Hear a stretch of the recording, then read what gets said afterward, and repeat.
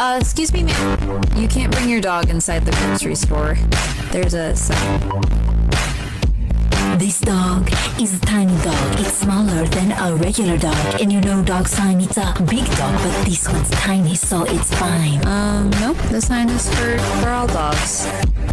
All dogs aren't. So this dog is a tiny dog, so tiny you can barely see it. So basically, if you cannot see it, is it really in the store? Yes. So we're good. This dog is a tiny dog, so tiny it could be a baby. It looks like you allow the babies, so you allow this tiny dog. Yeah, a dog is not a baby. So unless it's a service animal or something. It's a service animal.